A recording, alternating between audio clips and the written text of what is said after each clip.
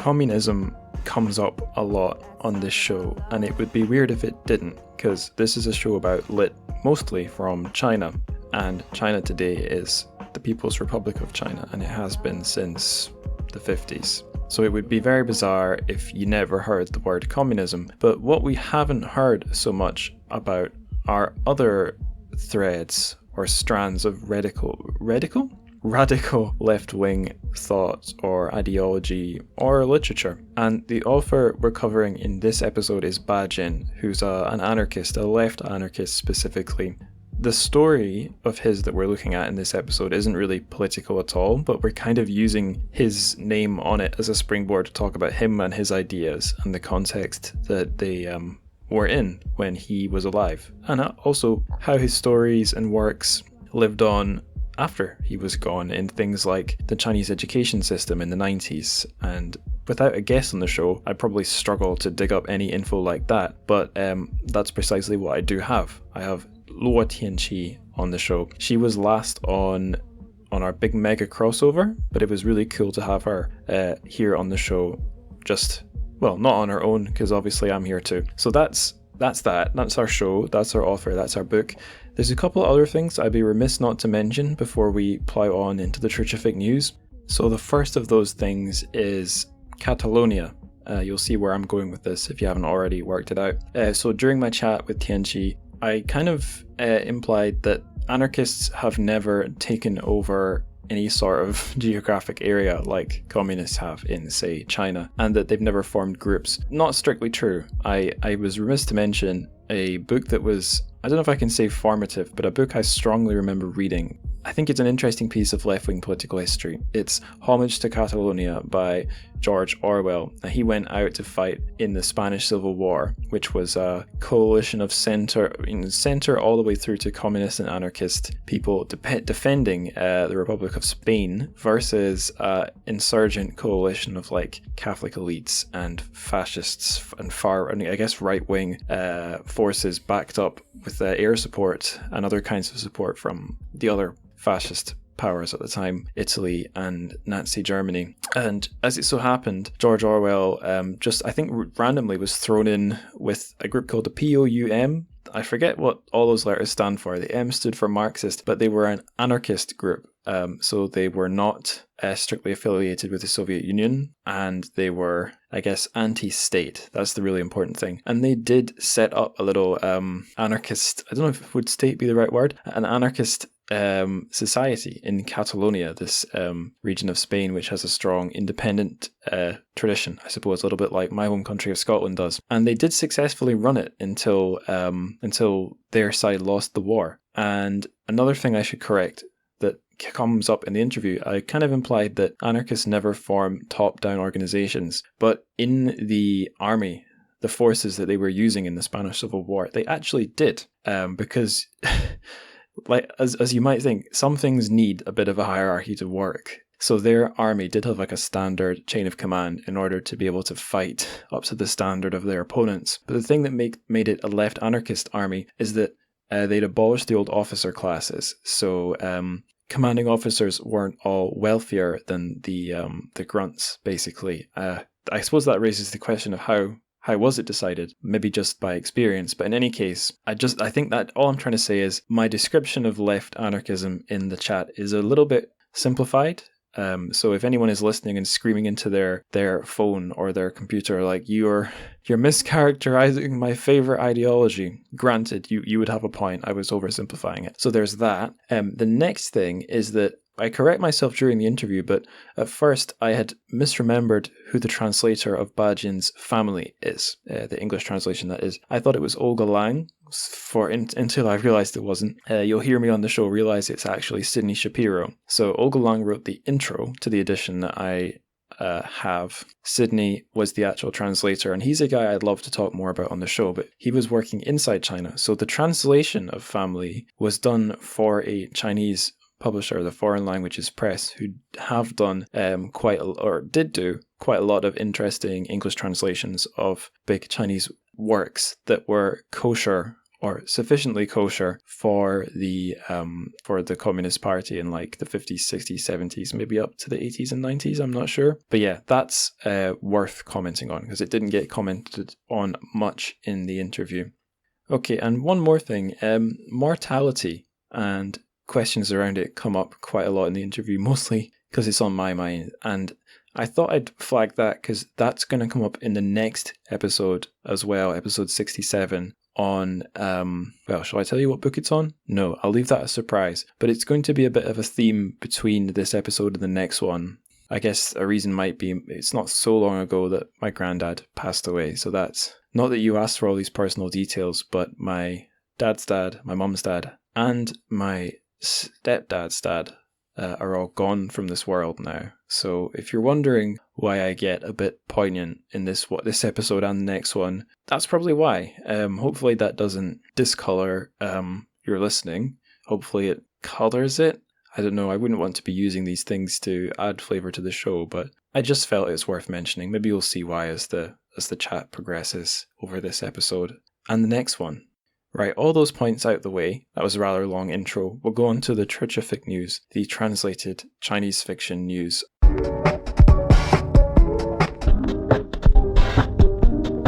We've got 5 news items on today's Trichific news. The first one, I'm plugging the BBC of all people. I've actually done this before. It's a look at the true story of A.Q. by Lu Xun. BBC Radio 4 are going to be doing this. It's not actually out yet. This will be broadcast on the 26th of January this year.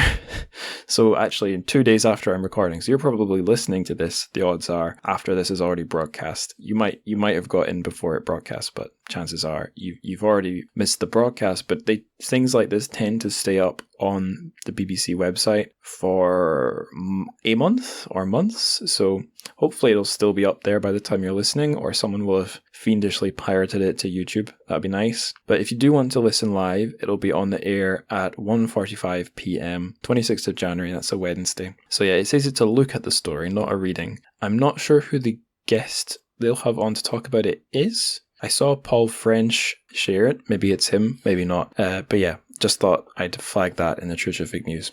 Now, the next news item, yet again I'm plugging Sino-lit books. Because why not? They're interesting and they're friends of the pod. So Sino-lit Books started a blog on medium.com, and they've already got several posts up, and they've got one quite interesting recent one on a book that they were kind of getting the ball rolling on when I left them for my next job. It's The Sons of Red Lake by Zhou Daxin, and I believe this is their, depending on the order of publication, their second or their third Zhou Daxin book. The blog is all about the Chinese elemental philosophy, or the way that the Zhou Daxin, the author, uses, fire, earth, water, and air to sort of structure the book, and the way that these characters and concepts are presented, well, both as characters, as Hanzi, and also I think in the I Ching as well. So yeah, I can't say that I'm a master of such topics, but the blog also is not like super heavy. You could read it in a few minutes, but it's there. I think it's worth checking out. So do it. Check it out. Okay, the next piece of news, also pretty light, at least in terms of like concepts that I'm sitting here explaining. It's a Chinese edition of a book that I thought was only going to come out in English. So the book is The Way Spring Arrives, many times to be fair.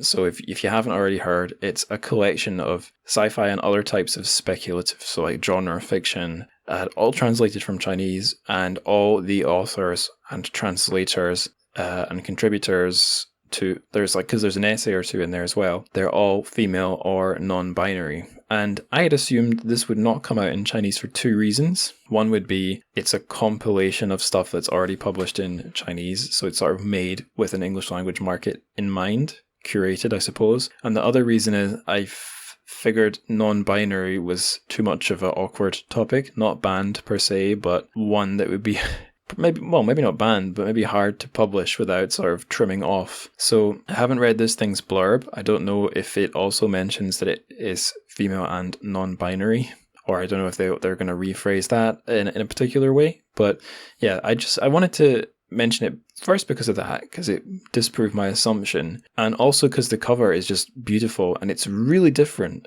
from the English edition. I mean, I suppose if you've walked around a Chinese bookstore, that's not shocking. Book design is very different in Asia, but it's a really nice cover. It is worth looking up. I've retweeted a tweet that has photos of it, so you can have a look on my Twitter at Angus Likes Words.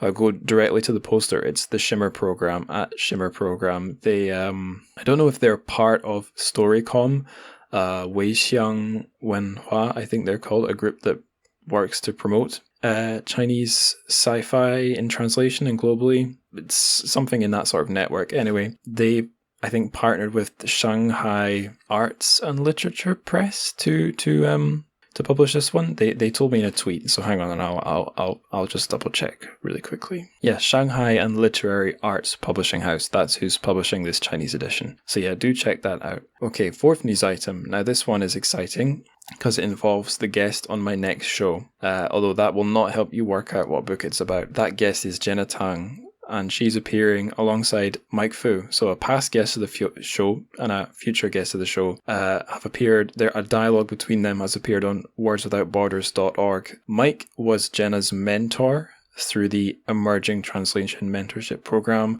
which is run by the American Literary Translators Association. And her mentorship focused on prose, so fiction and non-fiction, I suppose, from Taiwan.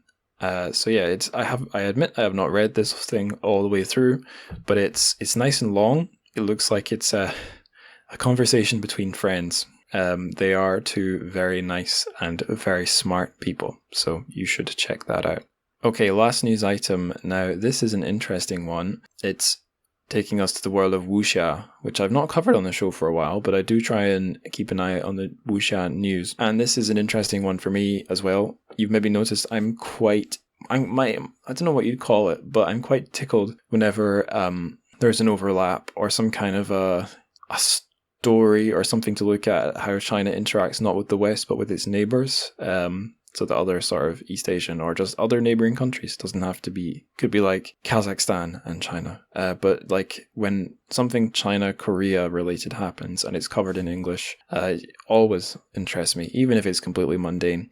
And the story this time is that Wuxia World, which is a place where you can read Chinese and Korean, but mostly Chinese and mostly wuxia, but also fantasy web fiction. You can read it all there. That has been bought by a South Korean startup called Kakao Entertainment.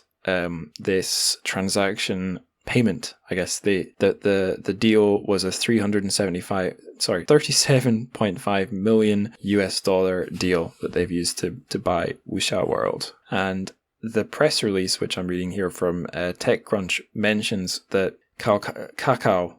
Did I say Kakao earlier? I meant Kakao. Kakao have bought a couple of other platforms, so like websites that publish web fiction. One's called Radish, one's called Tapas Media. Now, I talked to Deathblade, who's very involved with Wuxia World, about this, and he passed on a little to me. First thing he passed on to me was Wuxia World's own press release. So I'll maybe read. It's actually a lot more detailed than the TechCrunch press release. It's written by Ren Woxing. He's the CEO of Wuxia World, and it goes into quite a lot of details, and it's quite light-hearted. So if you want Wuxia World's take on what's going down, you can read all of that. I definitely did give me something I can quote him on about where this is all going.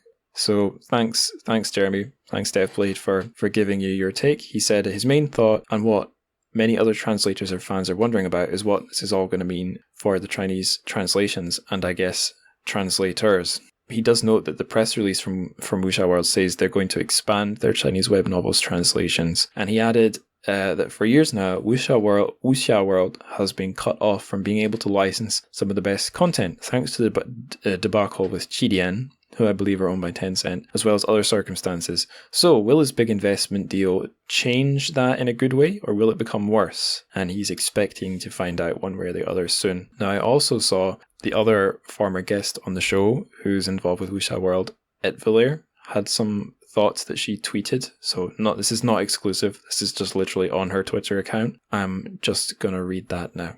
Etvillier said, huge news for the industry as the acquisition goes through for $37.5 million. And personally speaking, really wondering how this shakes out for translators. So just sort of echoing the first thing there that Jeremy Deathblade said to me. So yeah, keep your eyes on that, I suppose, if you didn't already know and you're interested in translated wuxia web fiction. What else can I say? I guess nothing else, because we should go from me talking on my own into the microphone in a room, completely alone like a crazy person, to my chat with Tianqi, where, like a normal person, I'm having a conversation. Always good to have in this time of plague. All right, so on the show we have a returnee guest. It's Luo Tianqi, aka Juliana. Great to have you back on the show, I guess, first off. What have you been up to since then? So last time it was our mega podcast with a lot of other podcasters, and that was really, really fun. Has it been a year now? Something like that, yeah. So pandemic still happening, just wow. And I am gonna start a new job actually in New York City in Midtown in February. Right now, I'm just doing my visa transitioning, and everything's been good. It's a work in finance, so nothing really related to Chinese literature. But my podcast I've been updating it and adding new episodes. Recently, I put in a episode on a Chinese feminist and her writing, and her name is He Yingzhen. So, and I also plan to go back and visit my graduate school department, which is the East Asian Languages and Literature department at Columbia University.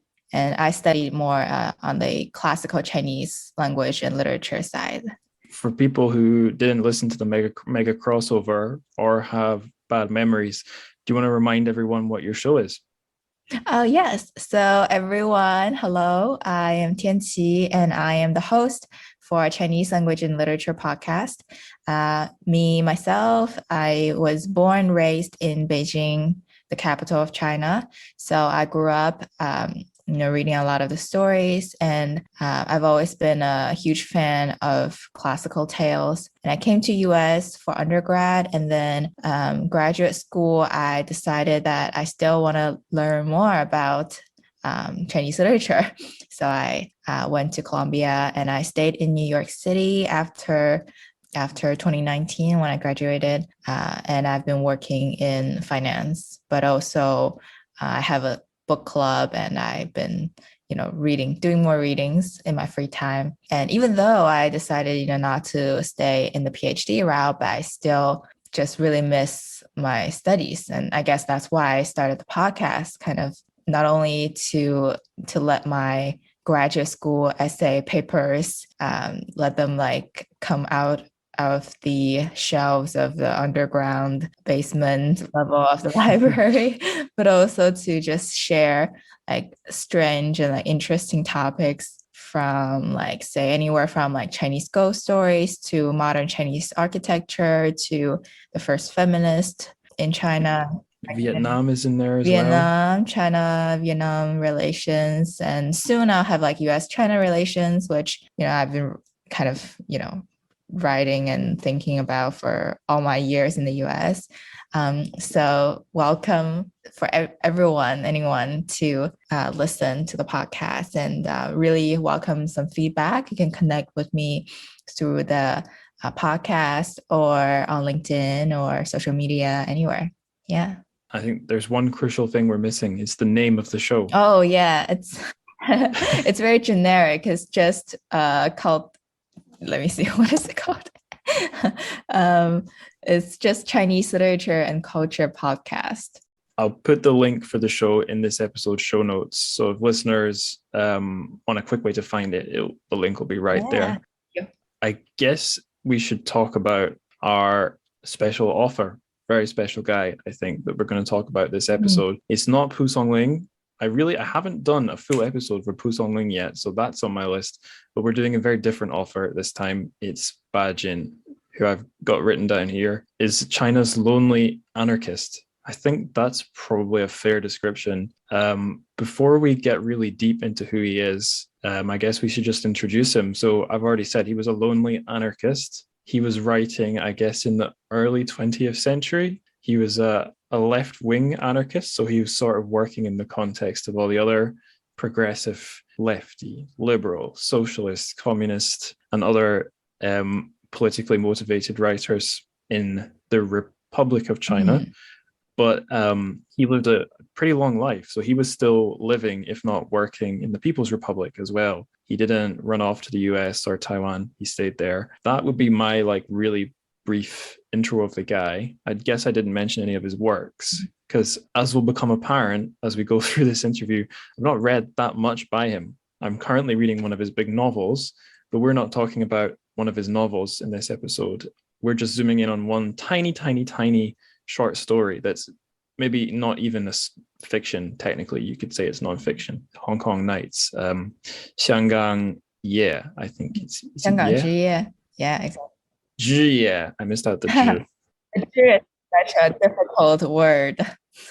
Yeah. Well, the character for zhi is the one I remembered, so I reminded myself how to say yeah before we started the interview. Mm-hmm.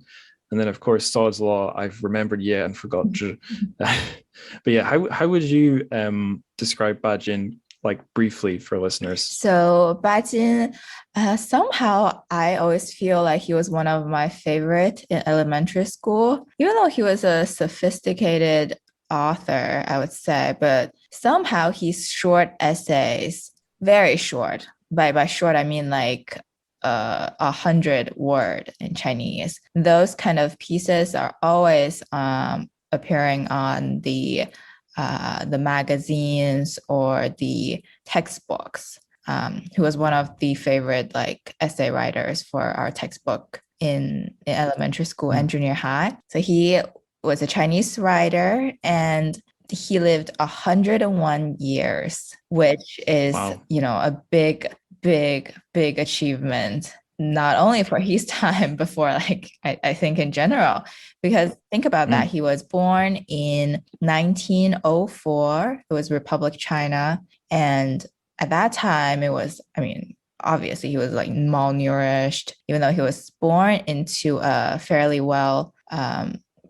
well-off family, but to live through the First World War, Second World War, Cultural Revolution, or the famine era, and then Civil War, this, that, and all the way till the beginning of 21st century, right? So today we're zooming in on his short stories, but we'll do one episode probably in the future on his longer essays and longer fiction writing. And he was really highly regarded in China, and he was also very importantly a political activist. He was born in Chengdu, Sichuan, which is in the southern part of China. He was born into a 5-generation household, and as a kid he was already taught to read and write by his mother. So as you could tell, his mother was also very well educated. Very rare did a woman around then could actually become a tutor in a sense, to read, write, and think. And he also had private tutors that would go to his house and teach him foreign languages even. And it wasn't until his death, the death of his grandfather in 1917, which caused a power struggle and ended up with elder uncle emerging as victorious, kind of a succession story, basically. And then he was released kind of from this glorious 5-generation household to explore the world. And he was as a young guy, so young meaning I would think high school, he was very deeply influenced by a lot of anarchists. And I'm gonna butcher the names, but you have to do a Russian accent. Kropotkin. Kropotkin, I think. Kropotkin. Yeah. Kropotkin. Kropotkin. See, I can roll my tongue as well. and he was reading this pamphlet called An Appeal to the Young, which, from the name, just like, he must have been influenced deeply. And he was very impressed by female anarchists as well. There was one, Emma Goldman, and he later referred to her as his spiritual mother. And he even started a lifelong correspondence with her, which is crazy. Think about, just like how many people back then could even write in Russian or English. And in 1920, when he was 16, I think, he went to the Chengdu Foreign Languages School, which until now is still a very good school. And that school later on had a very, very famous graduate named Luo Tianqi, who you probably don't know, but in my parents' generation, I guess she was in the 90s and she got accepted into Harvard for undergraduate. And her mother wrote this book, kind of like the hymn of the Tiger Mother kind of thing. And my parents and my friend's parents all study this book. But anyways, that school is a very good school. And then he was there to learn English, and he started to become this main figure in this literary journal, Crescent. And he joined an anarchist organization, the Equality Society, and he was distributing propaganda pamphlets and stuff. And then he went to Shanghai and enrolled in Dongnan University. And then he learned Spanish and took part in more leftist socialist kind of strikes and movements and stuff. He was very active. And then he went to France for a whole year. I'll jump in here and say quite a lot of lefty intellectuals from China, I guess maybe especially Shanghai, were doing that. Off the top of my head, Zhou Enlai quite famously went to France, but that's not a coincidence. That's a bit of a pattern for that generation of, I guess, maybe well-off, left-leaning intellectual young Chinese men. Yeah, men, exactly. Most of them. And they later on, became household figures. I guess you could say that they were very smart, very promising young people to begin with, but then the study abroad experience really shaped them into who they later would become. Because when he was in France, he, even though he didn't, from his writings, he didn't really enjoy France in the sense as a tourist or romantic, all that. He didn't really have a girlfriend or anything, but he was lodged at this area. I haven't been to France for a long time. I went there a long time ago, but it was the 5th arrondissement, something. It was an area near the Rue Banville. I don't know. Yeah, I don't know. I'm shrugging, listeners. I'm shrugging. But I'm sure it was a nice location. But then he described his life as very boring and monotonous. And then I guess it was partly owing to this boredom that he had that he began to write his first novel, which was called 灭亡. In English is destruction. And he continued his anarchist activism, and he translated actually many, many anarchist works, including Kropotkin's works, including ethics, and then they're all in Chinese. And then he mailed them back to Shanghai's anarchist magazines for publication. So I guess at a young age, he was 20, early 20s. He's very well connected, at least in the anarchist circle. And he was in contact with many anarchists all over the world. And when he returned to Shanghai in 1928, which was, he stayed there only for 1 year, and he continued writing and working on translations, and then finally published his first novel, Destruction, in Fiction Monthly in 1929. And that started his whole, I guess, whole life of writing fiction, and he was only 25 years old, so my age. 3 years younger than me. What have I done with my life? You've done Not as much as no. him. I guess I have. Podcast. I have. Yeah, you've done so many episodes, and they're so interesting. I listen to all, by the way. Thank you. Thank you very much. That's the really important thing if people listen. Although I think we mentioned earlier that it's been about a year or something like that since we did the mega crossover, and we're only on like episode, it's like the late 60s. So output has slowed down, I think, because I'm busier. I'm gonna take us back a little bit to Kropotkin, because I guess some listeners might not be so familiar with this anarchism we keep bringing up. They might be thinking of modern day political anarchists like Antifa people, or they might be thinking of like just punks, guys in leather jackets or what have you. But it's kind of important. Well, it's not essential, but it's interesting to know that this was quite a big political movement at the time that kind of faded away a little bit in a way that's sort of parallel to Bajin's place in the scene of Chinese politics. So if you guys know much about the wonderful world of Marxism, you'll know it's kind of got two saints, Marx and Engels, especially Marx. And anarchism, the sort of roots of political anarchism has, I think, two big names, which are Kropotkin and Bakunin, these two Russian thinkers. And they're both really relevant to Bajin because that's his pen name. That's the name he chose. And the two characters, Ba, which is like the really simple Ba, I guess, from Alibaba, and Jin, as in like gold, they're taken from Kropotkin and Bakunin's Chinese names, which are just phonetic translations, Bakunin and Ke Pao Jin. I've got that open on Google Translate. That's how I got that right off the top of my head. But yeah, and if we were going to try and like quickly describe what the ideas of those thinkers were, like in a really, really simplified version, it's kind of similar to the idea of communism. So it's a highly equal society where we want to get rid of capitalism, replace it with a more equal system, not about profit, more about social existence, against religion, against traditions. But the big difference is anarchism also is against the state. They want to get rid of kind of any top-down organization right away. And generally speaking, it's more individualist. So there was a thing written by Bajin. I was looking for what of his essays are available out there in English to quickly kind of get.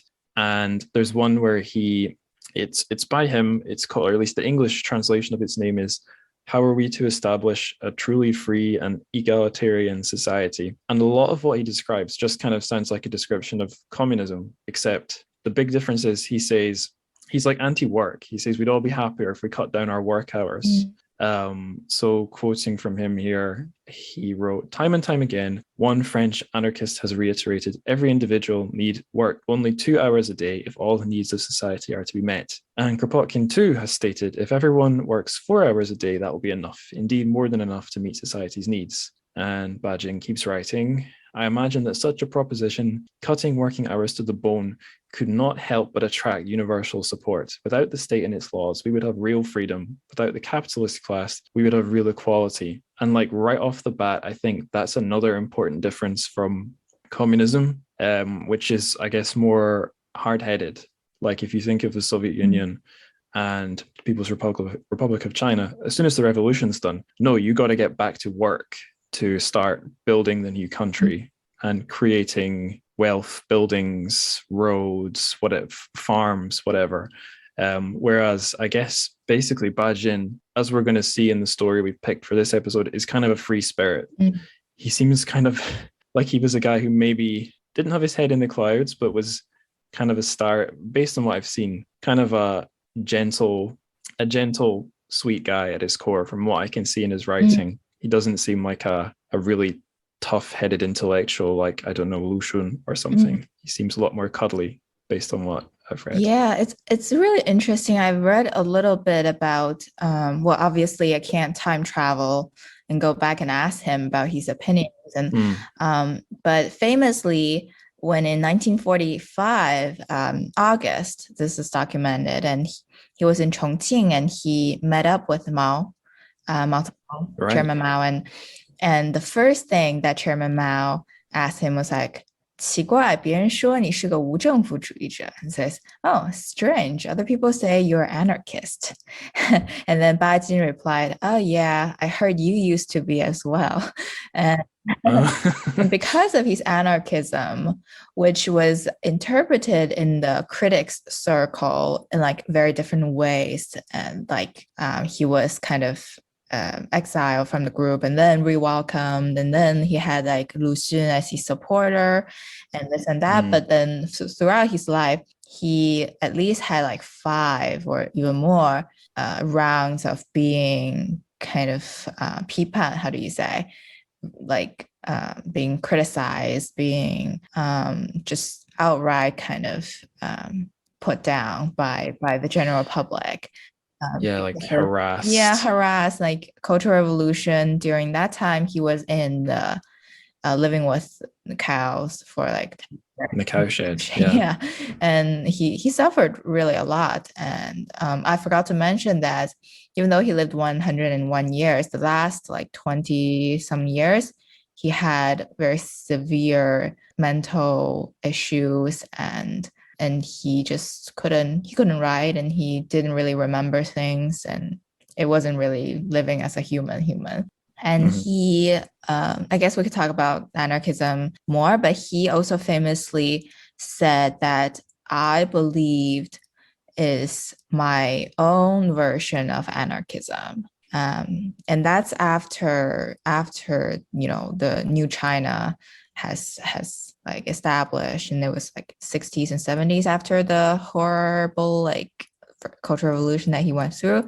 So maybe he was kind of washing himself a little bit from the previous, like, his revolutionary thoughts that weren't accepted, but also I think he meant it, as you said. He's like a kind of strikes you as a free spirit, and I think his anarchism, Bajin likes it because its emphasis is on this personal freedom. But then he was also thinking that this personal freedom doesn't equal political freedom completely. So in his earlier writings, he was actually critical of the US kind of democracy, that kind of freedom. And he thinks that people need a great organization to guarantee the freedom in a sense. So I wonder what he would say about the Communist Party post, I guess, the 90s, since the economy started to take off and everybody's like living standards kind of became better. And so surprisingly, I think Bajin's anarchism points to a sort of like collectivism almost, in a sense, and where each individual has freedom, but then you kind of have to put these kind of freedom together, and you give out some part of you to reform the society. Yeah, that's the part of this sort of old school anarchism that breaks my brain, is that they don't like organizations, hierarchy. Like it says in the intro to the translation of Family, which I'm holding up to the camera. Oh, beautiful.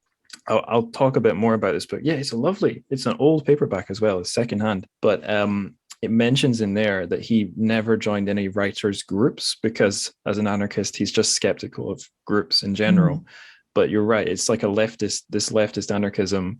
Once you've achieved your stateless revolution, it's not every man for himself society. You're supposed to, as a collection of free individuals, sort out some kind of equality. And that's where I think, from my point of view, it becomes a daydream. Like, I don't see how anyone could do that. It's just my opinion. But you're right to say especially when he's in this sort of younger, I guess in his youth, where he's following quite closely to these original ideas from these Russian thinkers, it's not freedom. His definition of freedom isn't the Western liberal definition of freedom. He's against that liberal version. I've actually got there's a section from that same essay that I can quote in English to like spell that out. He says, these days, the words freedom and equality are part of the vocabulary of each and every one of us. But make a few inquiries and ask, what is freedom? And you will be told freedom means freedom of opinion, freedom of the press, freedom of association and assembly, freedom of secrecy of correspondence.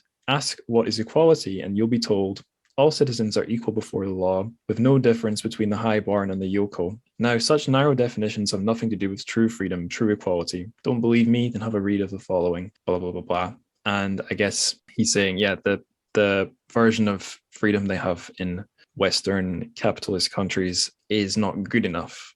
He's harder to please than that, I guess. The last thing I wanted to say about all the politics was, so I kept saying that anarchism was such a big deal in this sort of late 1800s. I don't know if it's just the late 1800s, but this period of going into the 20th century, anarchism was a great big movement. If you read through the history books at the time of European history, there were anarchist terrorists like throwing bombs at heads of state and royal families, trying to overthrow societies. They seem to be the bigger threat to the status quo than communists. But you might not be surprised to hear that the more organized group, the communists, were the ones who actually managed to take over certain countries. I guess anarchism fizzled out, maybe for one reason, because it's less, it's not as focused on organizing, but also if we look at what happened to Beijing in China, places that people that would have begun on the same side of him, like Mao Zedong, ended up shutting him down. I'm the dictator of all of them. Yeah. The kind of anarchist Beijing doesn't really exist prominently today. The threads are still there, but it's sort of I feel like it's sort of like looking into a withered branch of like Christianity or something. It's sort of it's a history lesson learning about someone like this. Whereas, I don't know, learning about Lu Xun or something his ideas don't seem so of a past time. I don't know if that makes sense. They feel a bit more eternally relevant. We could keep going and going and going and going about this. For sure. But we should look at the story. But before we go on to Hong Kong Nights, is there anything else you want to throw in there? Well, speaking of Lu Xun, when Lu Xun, passed away, Bajin was one of the 16 people designated to hold his coffin. Yeah, he's one of the 16 people. So even though people criticized Bajin for his ism, but Lu Xun obviously loved him and thought that he belonged to the revolutionary camp or revolutionary riders. So I know I said we should move on, but there's one other thing that occurred to me, and it's as you were telling us his sort of life story, I was thinking, although I'm only a third of the way through reading this book, Family, that's basically, at least this book, or at least the start of it, is sort of autobiographical or semi-autobiographical. And if anyone listening is interested in the new culture of movement, and that period of Chinese like intellectual literary history where young people were interested in combining literature and politics and all these intellectual interests and trying to do progressive things for their country and so on, this book's really interesting because it's from the perspective of like two, I guess they're like young teenage boys, or maybe I don't know exactly how old they're supposed to be. I would guess maybe like 14, 15, 16, who are buying, they're living in Chengdu, or Chengtu, as it's called in the book, because it's using Wade Giles. So on the book cover, it doesn't say Bajin, it says Pa Chin. But yeah, and it's not the Gao family, it's the Cao family. But anyway, it's about these two boys who are reading New Youth and New Tide, a thing we didn't mention, and I think properly learned yesterday when I was doing more preparation, is that Bajin didn't participate in that movement directly because he was a bit young. I think he was still at school, but it had a big influence on him because he was reading the stuff voraciously, and you sort of see a reflection of that in Family, the book. Yeah, Family is his most proud and his favorite work, and is I think generally regarded as his best work. Definitely worth a read. Yeah, and it's just about the only book of his that's really easy to get in English translation. There's some others, but I think frustratingly, it's part of a trilogy. And I think this is the only one of the trilogy that you can get in English. I think certainly the only easy one. But yeah, we're talking about the stories now. That's good. Let's keep moving.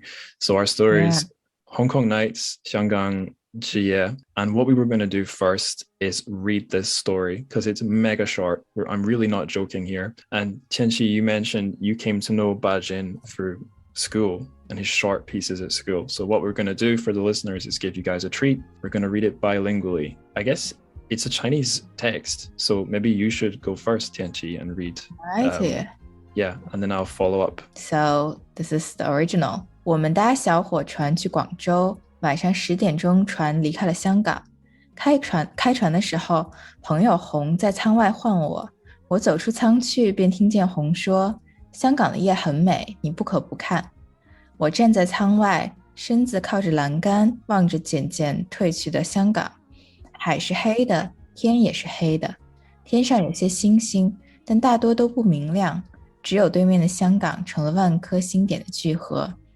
山上有灯，街上有灯，建筑物上有灯，每一盏就像一颗星，在我的肉眼里，它比星星更亮。它们密密麻麻地排列着，像是一座新的山，放射着万丈光芒的新的山。夜是静寂的、柔和的。从对面我听见一点声音，香港似乎闭上了它的大口。但是当我注意到那座万丈光芒的新的山的时候，我仿佛又听见了那无数的灯光的私语。船在移动，灯光也跟着在移动起来，而且电车、汽车上的灯也在飞跑。我看见它们时明时暗，就像人在眨眼，或者像他们在追逐、在说话。我的视觉和听觉混合起来，我仿佛在用眼睛听了。那一座山，那一座新的山并不是沉默的，在那里正奏着出色的交响乐。我差不多到了忘我的境界，船似乎在转弯，新的山越来越小了，但是我的眼里还留着一丝灯光，还闪着动人的乐曲。Okay. I'm a bit worse than like when I was in elementary school, I guess.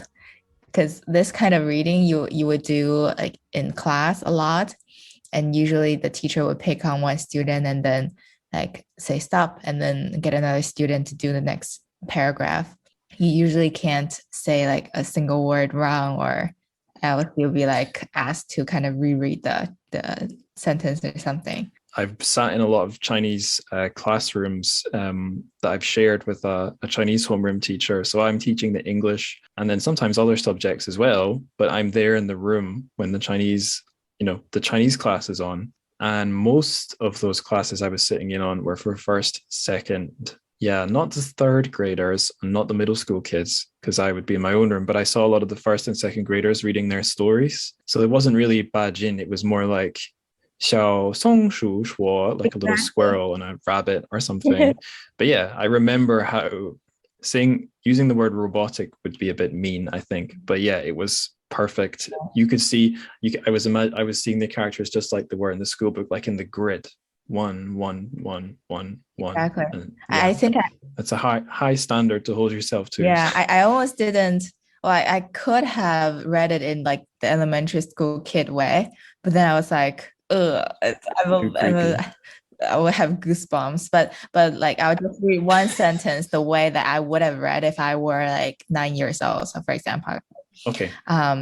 我差不多到了忘我的境界. So you're supposed to read like every word with so much emotion out of your little body, out of your, almost non-existent life experience. I was going to say, Bajin seems pretty mature even for late primary school. Yeah. Because I think in the Scottish education system I went through, if we did anything that wasn't written intentionally as children's literature, it would be like less than I have fingers on my hand through all of primary school. Maybe just some traditional Scots poetry, stuff by Robbie Burns that's not in English. That was like the only stuff for adults we were really reading. So you weren't reading David Hume like we all imagine from first grade? No, in high school. Well, my high school, I think it was just sort of chance based on like which authors my high school teachers liked. But through high school, the novels we did were all American. In the classes I was in, were all American or Scottish, written in English, But I don't think we did a single. Oh no, that's not true. In my last year, we did Pride and Prejudice, Jane Austen. That's English. But yeah, it was all American or Scottish novels, and for poems. It was a mix of English, not all British poems by Scots or English people. And all the plays except like 2 or 3 were all William Shakespeare. I did a huge amount of William Shakespeare, more than normal for a British kid. So it was a very strange mix.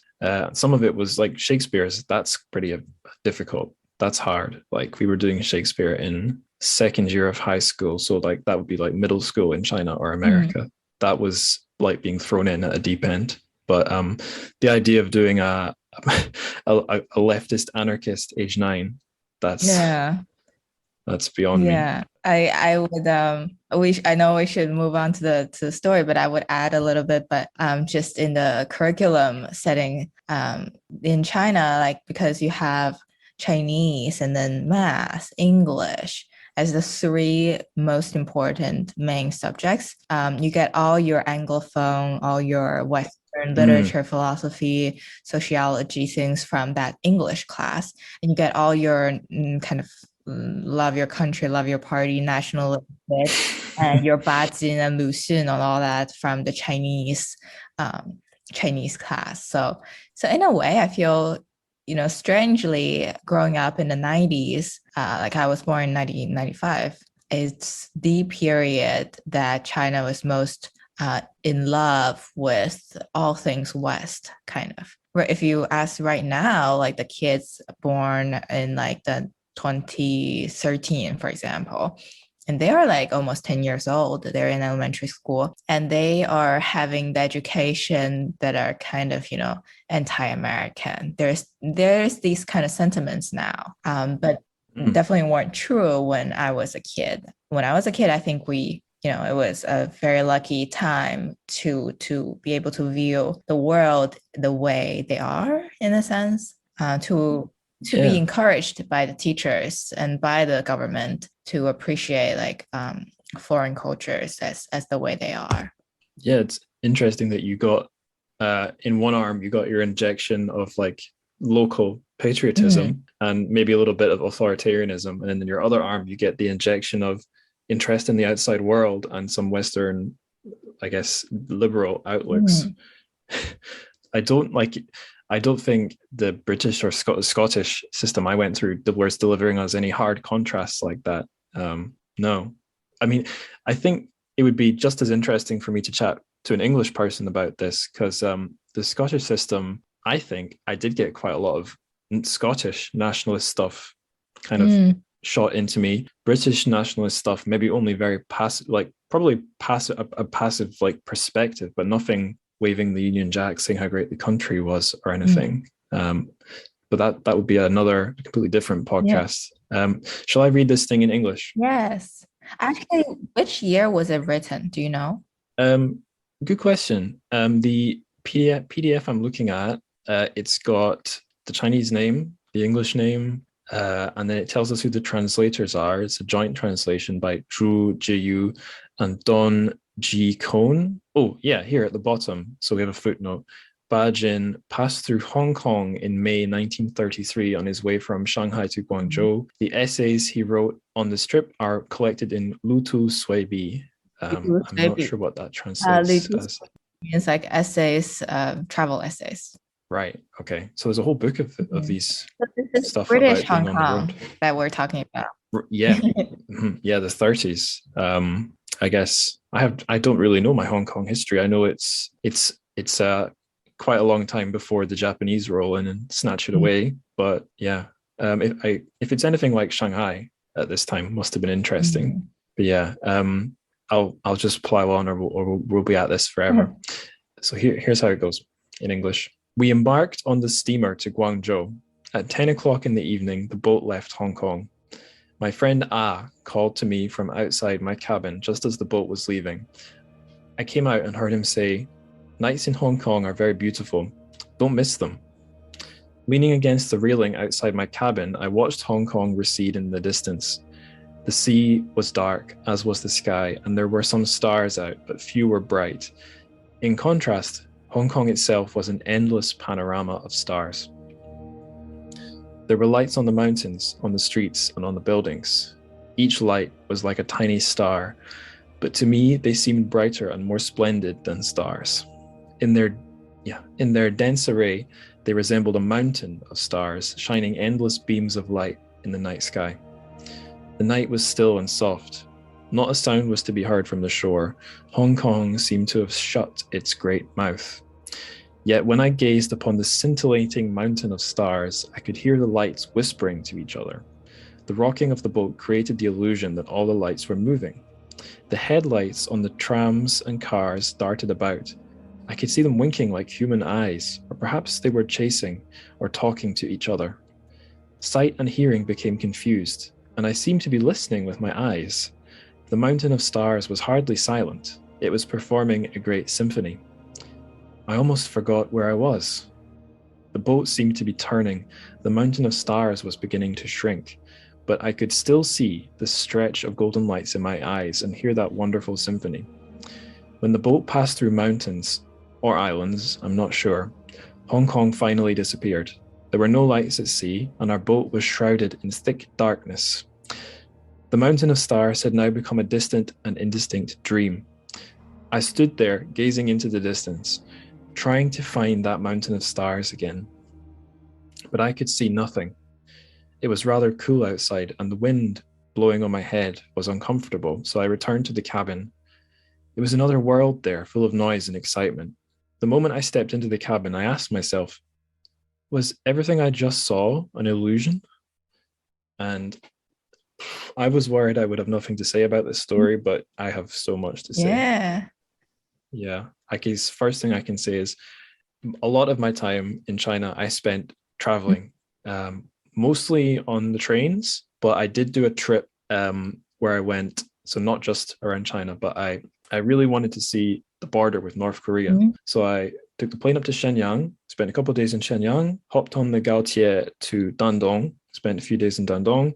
Then I did a boat, got the boat from Dandong to South Korea, not the other Korea. And then a few days in Seoul, got the train to Busan with no zombies on it. Spent a few days there, took a much shorter boat trip to Fukuoka in Japan, spent time in Fukuoka, went to Osaka, spent time in Osaka, and then took a boat trip of 2 nights. Don't do this, it's a bad one.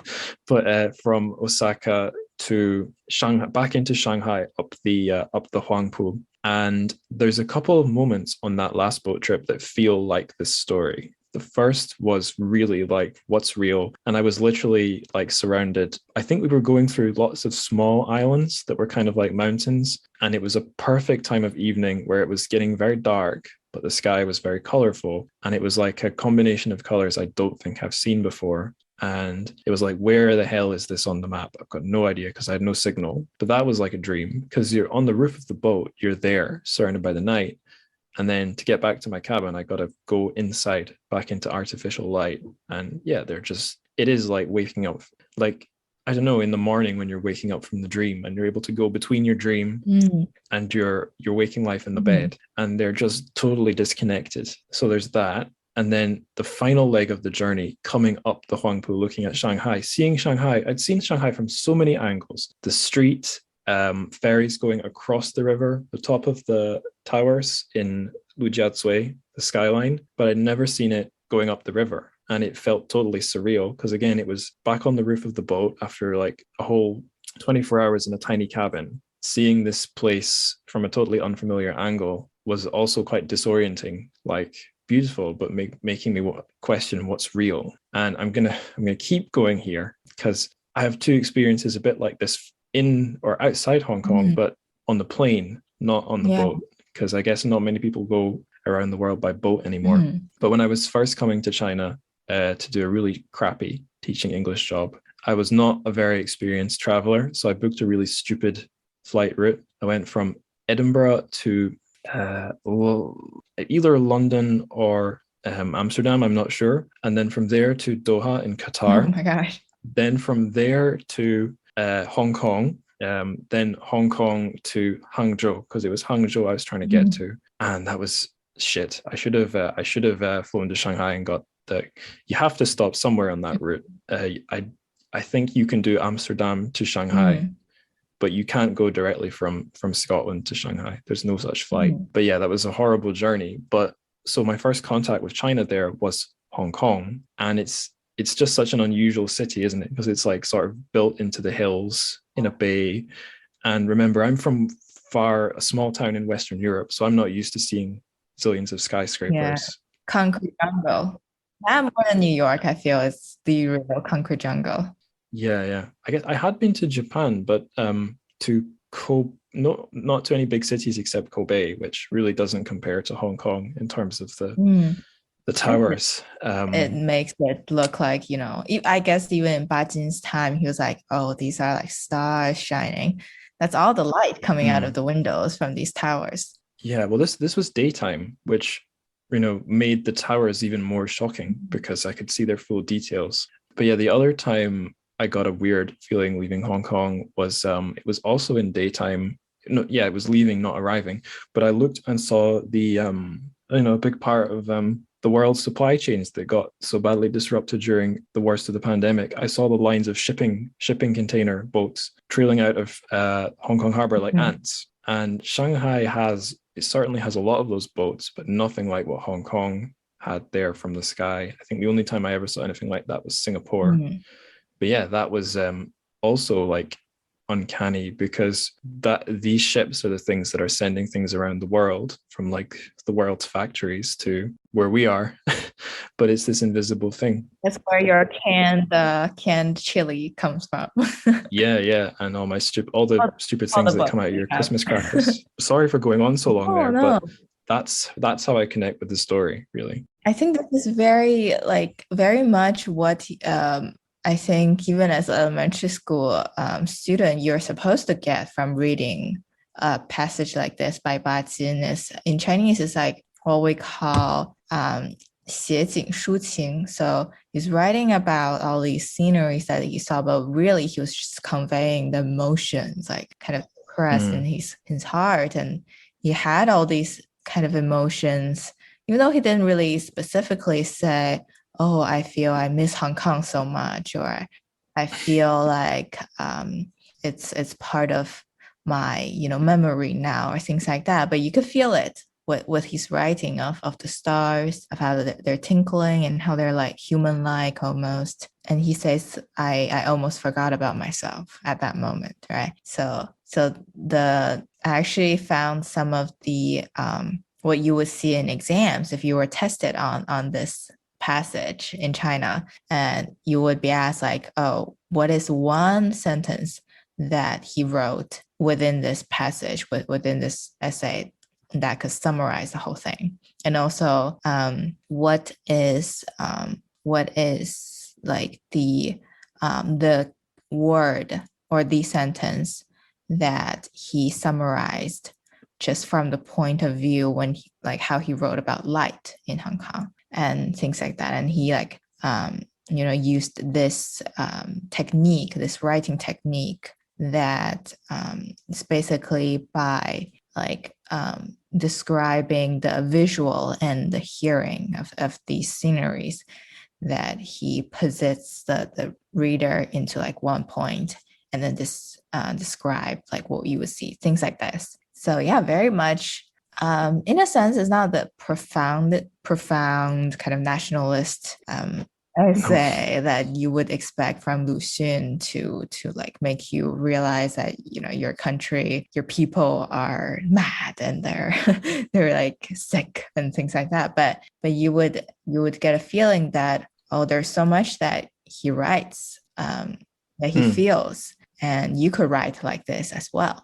Like for a young reader, you will look at something Bajin writes, and then you would inevitably adopt some of his writing style in your own writing. I think that's what Bajin means for a lot of young reader and writers. I got two thoughts to follow up on that. One is, so you used the word nationalism. I guess we talked a bit about that, how a lot of the young intellectuals at the time had, I guess, nationalist or patriotic sentiments because they're worried about their country. And this is an interesting one for, like, I guess, your average default Western lefty liberal who will usually by default not be so keen on the idea of nationalism. But that word has different meanings in different contexts. Like, I'm Scottish, and in Scotland these days, nationalism is usually tied in with something people would think of as being vaguely lefty. Mhm. It can take many forms. I guess a big difference is if the country is the boot, or if the country's under the boot, then that could decide whether the nationalism is which way it leans. But there is actually an essay I found. It's one of the ones that is translated to English by Bajin, where he it's called Nationalism on the Road to Happiness for the Chinese, where he actually kind of rejects it. He says he doesn't like it, which seems kind of odd because in other parts of his writing, like in Family, the young men are, I forget if they call it nationalism or patriotism. I think they call it patriotism, but they talk about wanting to help China. But in this little essay, what does he say? He says, nationalism is in fact the obstacle to human progress. Being a member of this society, I cannot accept nationalism against my conscience. I have to argue against nationalism and demonstrate the real road to happiness for the Chinese. My words are sincere, and I wish to receive sympathy from people who refuse to ignore their conscience. And before that, he's given a description of nationalism, which I guess a lot of us might have heard before, that it divides people. It's promotes like war, aggression, small-mindedness, when really everyone should think they are, one race, human race. That would be the sort of lefty anarchist perspective. But that doesn't mean he's a hypocrite. I think that just means this is a complicated concept, and what it would mean to be a young, patriotic, progressive Chinese person who wants to help their country might be it wouldn't be the same as someone who's joined the Kuomintang party to pursue like a very different idea of nationalism, which is trying to, I guess, would be maybe more conformist, or trying to make China the Han Chinese country and not the more complicated country it really is. Yeah. So that was one thing, but the other thing's totally unrelated, almost opposite. It's something I thought about reading the story that brought me back to like instances long before I knew I was going to go live and work in China, where some Chinese culture filtered through to me. And that's, I guess, the old story that loads of people will know about Zhuangzi and the butterfly. Yeah. Yeah. I guess maybe listeners saw that coming when I was talking about waking up from a dream, where the story goes, I'm sure I don't even have to recount it, but this philosopher Zhuangzi was having a dream where he's a butterfly, and he wakes up and he's not sure whether he's Zhuangzi dreaming he's a butterfly, other butterfly dreaming that that it's Zhuangzi. And then in the English translation, the next line is always, this is called the transformation of things. And the thing that the only clever, in quotes, clever literary analysis I can really do of the story is that as it goes on, different things start transforming into other things. The stars become a mountain. Everything from the author's perspective is turning into something else. And he even says pretty directly, I seem to be listening with my eyes. So even the senses are transforming. And yeah, then he goes back into his cabin and he asks himself, was it all an illusion? And the last thing I'd say is, I wondered if the story of Zhuangzi and the butterfly is something Westerners latch onto, something superficial that isn't going to crop up in a lot of Chinese literature I've read. But I think in a lot of translated Chinese lit I've read, this thing does come up a lot. Like, what the hell is reality? Life is fleeting. Life's but a dream. I'm sure loads of writers touch on that, but in the Chinese lit I've read, I think it does come up. Not in every writer, but like people often confront this, like, how the hell do you know what's real when life is so hard to hold on to? And I feel that vibe in this story. Yeah, I think that I definitely agree. I think that there's like a general kind of almost so common sentiment that when you live in China, I guess it's because there are so many people. I guess there's so many people. You are surrounded by kind of different and like kind of exciting in a sense, but also just day to day, like you feel like, wow, there's so much like senses, that's like things, colors, sounds, and all this to take in. And it's a common phenomena to feel like, oh, am I living in a dream, or am I, is this all a dream? So a lot of writers, even in Bajin's time and like later on, often write something like kind of sentimental along the line of, oh, I almost forgot about myself. I'm in this state of annihilation or like, things like that. And like, I almost don't know where I am right now, things like that. I think it's more like a sentiment thing, less philosophical. But there's definitely roots that go back to Lao Tzu and all the philosophers, and almost kind of like a layer of culture that you grew up in. So it's like kind of grows in you, and this sentiment is kind of, growing in you, just like how democracy kind of is like within the blood of a lot of my friends, even though they don't study political science, or they don't really think about politics that much, but their default state has that kind of sentiment and setting.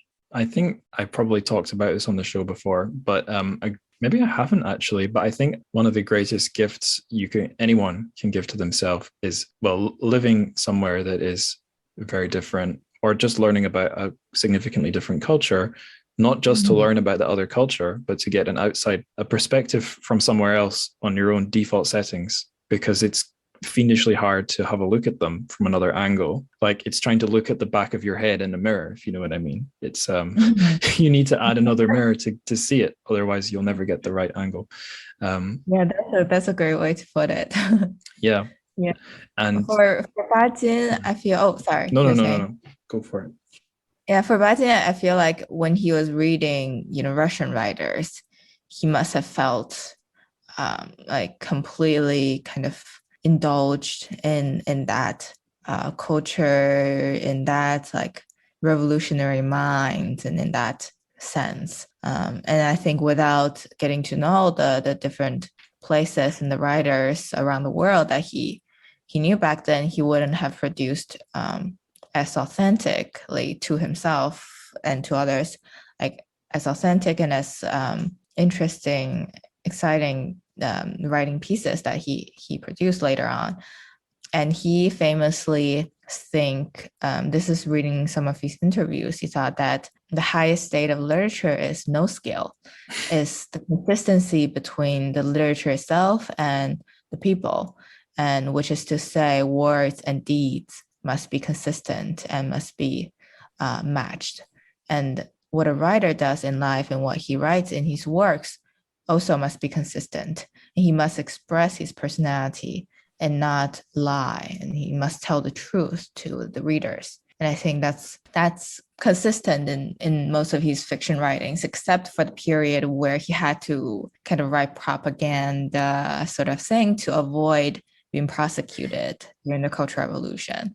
I think the most important part of his writing style is how almost kind of plain it is, how calm and how careful his observations are towards, sceneries, or say in another his essay, which is a textbook classic called Sunrise in the Ocean.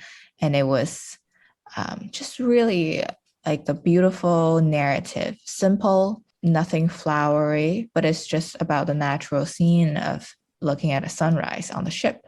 And I think this really says much about his personality as well, that he wants to tell the truth, and he wants to tell people what actually kind of happened. And his characters, if you read Family, you also see that they're kind of like very, very real, not too complicated, not like Dostoevsky, like kind of crazy characters with lots of emotional, philosophical turmoil inside. But at the same time, the characters have distinct personality traits, and they have a lot of anger and frustrations, and they tell to the world in a sense through his writing, and that also touched people a lot. And it's very much with like emotional writing, with emotions, and with like his life experiences. As you were talking there, I remembered something I found when I was looking for stuff to help me read up on Bajin. I found Google's really good for doing this. If you type in like so-and-so essay PDF. It's not great at giving you PDFs hidden behind paywalls. It seems to be quite good at giving you people's master's theses or PhD theses that aren't necessarily published in journals, but are up on like university websites. And there was one that Google turned up. Which university is it from? I think is it Massachusetts? University of Massachusetts Amherst.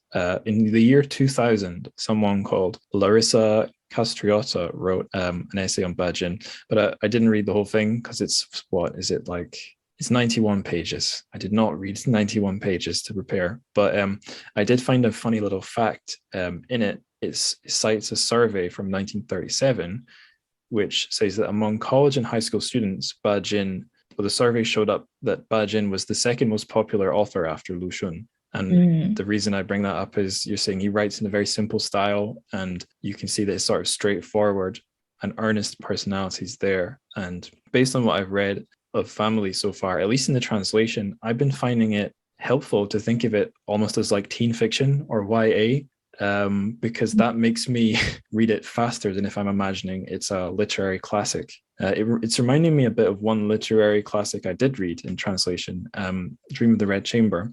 And I tried to read it for like the fun of the story, and that got me quite far. But then when I started thinking of it as a classic, I slowed down and got really bored. But the point is, I just wanted to say is, yeah, it's pretty readable, and it's not hard to see why people enjoyed it, because it's not a big philosophical rant. He's clearly good at writing a story and drawing characters and keeping things fairly simple.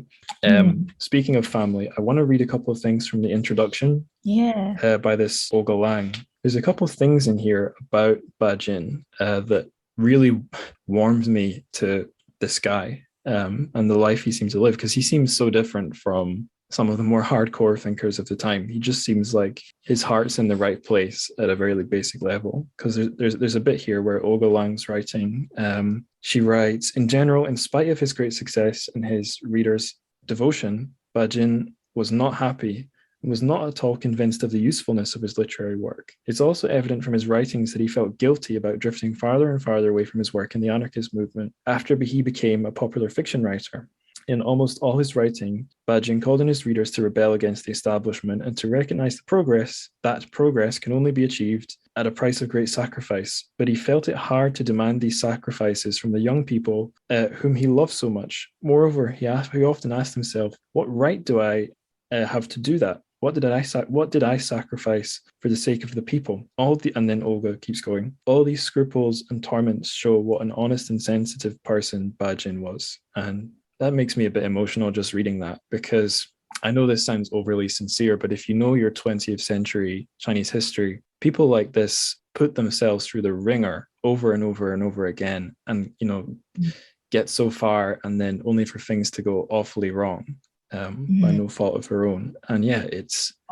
To add on that, White was during the Cultural Revolution died because of the torture from the time, and because Bajin was considered, anti-revolutionary, and all these hats are, thrown onto him and his family. So really, really, really difficult living through that time as someone with conscious and someone with great, literary ambition. And you have to write something counter to what you believe in. And as someone like Bajin who stays true to himself and his work, and that must be really hard. But then on the one hand, you need to live and you have your family who needs to live. On the other hand, you have your dream of, ambitions and stuff. Yeah, it's like you read my mind there, because the next thing in this intro I wanted to read was about, it's an interesting thing. So at the end of the intro, Olga Lang says, now that the Cultural Revolution is coming to an end,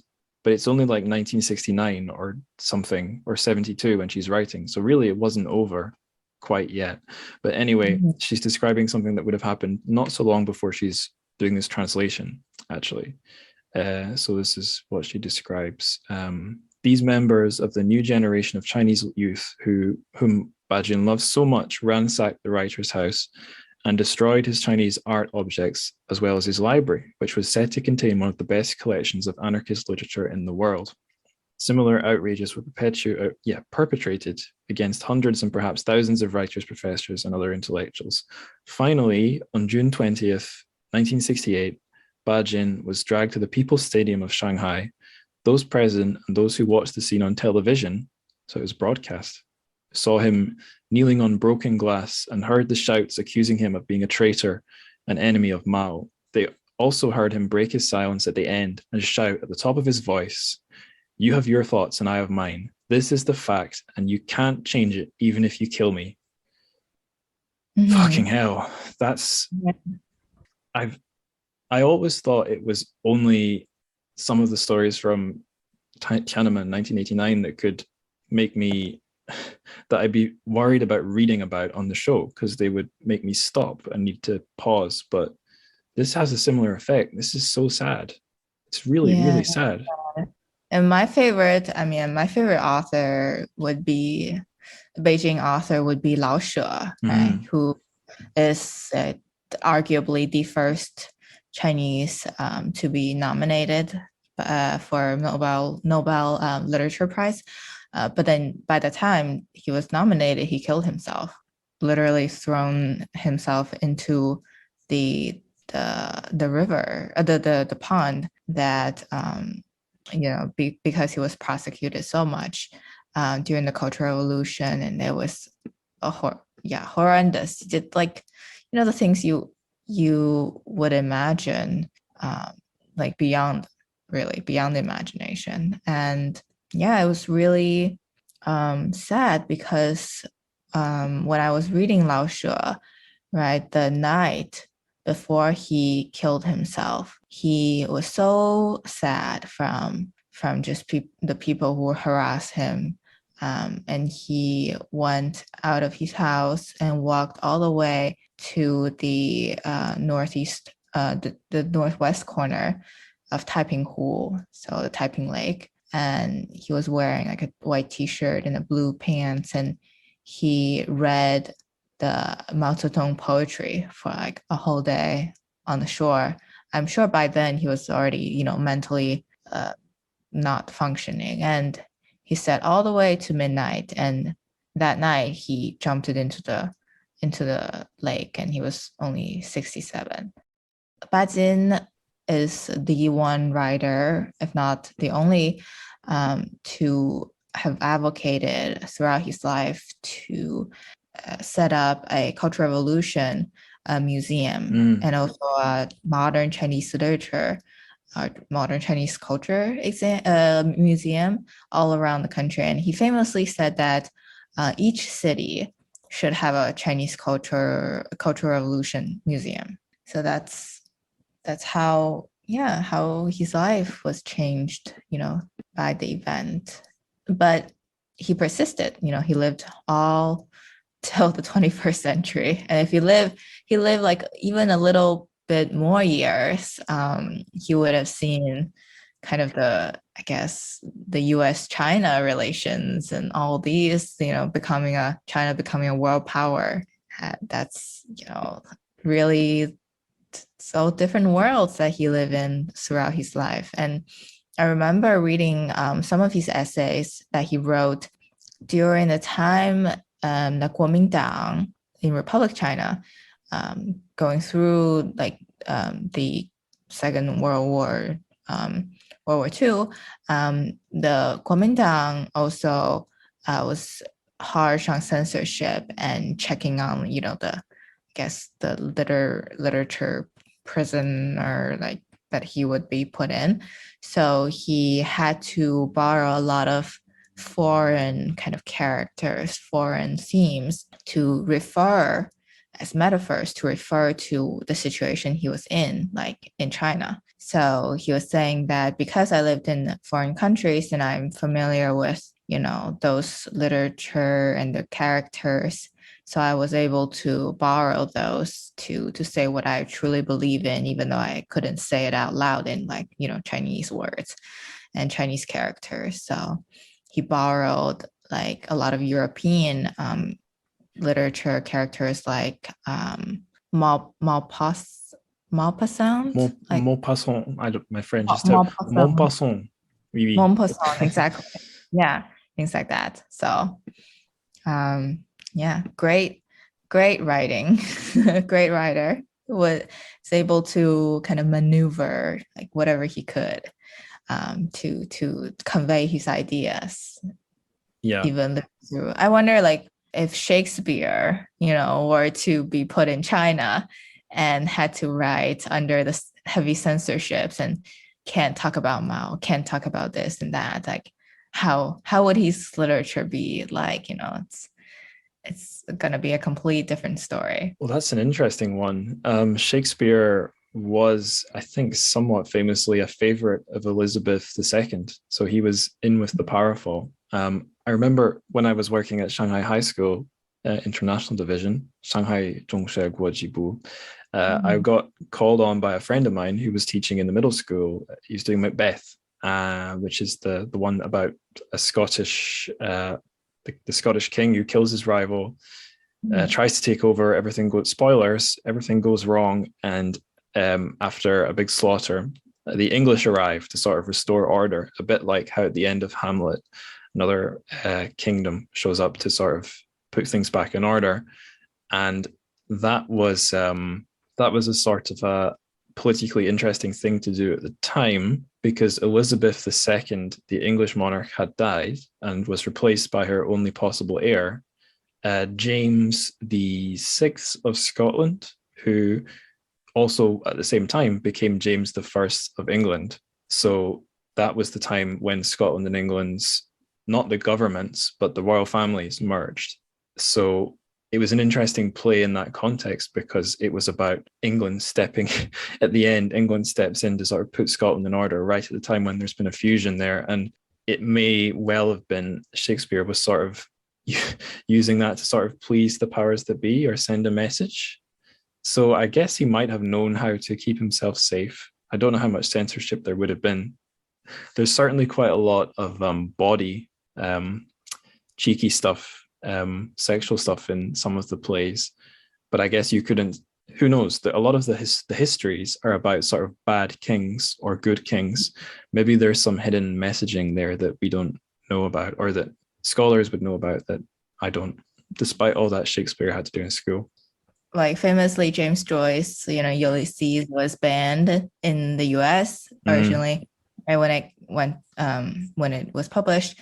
But that's completely different from like a lot of the Chinese authors' situation. It's not like you could write about these things just as you wish and you can't publish or like be read. In a sense, it's like you cannot write from the beginning, like from the creation kind of period. You have to avoid this and that. So it's crazy to think about how the authors dodged all these like kind of holes in the system to get to what they want to say. I think trying to think of one example in the US where that you can see clever things like that is in cinema. Up until the end of the studio system, there was quite, I think it was called the Hays Code. There was quite heavy censorship of lots of things, political stuff as well as like sexual or social stuff, because it was the Cold War. So you couldn't have anything too commie. So there are interesting examples of like sort of stuff just in those films that's just delivered in dialogue, or it's in clever edits where it's like between the lines. But no, you're right. It's much more hardcore in China, be it the Republic of China or the People's Republic. There was a thing I was going to say there about how like Bajin, his big middle finger to his oppressors was like surviving, keeping going. And I think it's kind of depressing that if you go looking for commentary on him in English, you get a lot of stuff from like the later decades of the 20th century when he was an old man, sort of poking him about dissidents or people questioning the system. There's an essay which was up on Douban, actually. I think it used to be up on a quite good Western site called, or Westerners in China sort of website, Danwei, but that webpage is down. So this thing existed on Douban, funnily enough. So I copied and pasted it into a Google Doc just in case it gets taken off Douban. But it's called Dissenting from Bajin, and it's by Jeremy R. Barmé. Again, don't really know how to say French names, but he's a big was or is a major sinologist in the West. And this thing is about how he established a bit of a relationship with Bajin and initially thought he was very cool, but got more and more fed up with Bajin because Bajin wasn't speaking out about like crackdowns in 80s China. And he does at the end say, maybe I was too harsh on the guy. But as I'm reading this, I'm like, Jeremy, you asshole. Like, think of everything Bajin's been through. Surely he must have known. And like to expect the guy to speak his mind when, never mind like if the stakes are high and all, but how much trauma the guy's endured. It seems like I was saying, where like as a younger man, Bajin felt guilt about demanding young people to fight and potentially die while he's just a writer. It's this, and I find it really annoying when Westerners do this, when they sort of expect people like Bajin to do the, put themselves on the line for someone else's political fantasies. It's annoying. It's sad to see a smart guy being so, thinking of Chinese writers as chess pieces on a board. It's annoying.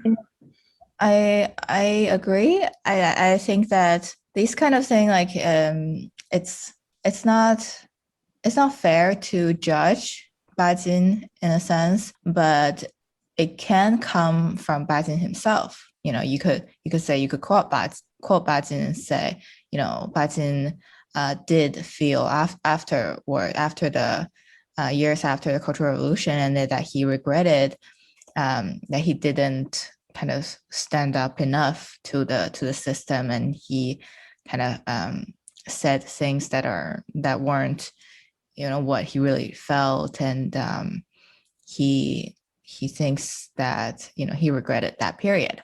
But as someone who is not him, who didn't go through that, it's not quite right to judge in that way. Yeah.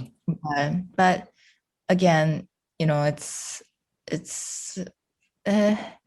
always complicated to think about an author that's even just a few decades before the time that we grow up in, because you can't even imagine like living through a cultural revolution. I can't, obviously, but then with Bajin, I feel his writings are different later on, not different in the sense that like he was not writing what he wanted, but his best work is, I personally feel, it's his earlier pieces of fiction.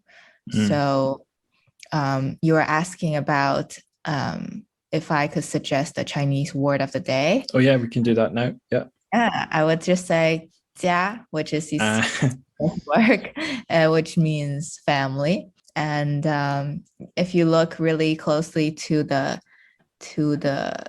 structure of this letter, this word itself, you see it has a top that looks like a roof, and then underneath that roof is this character that means pig, because that is the character for pig, actually.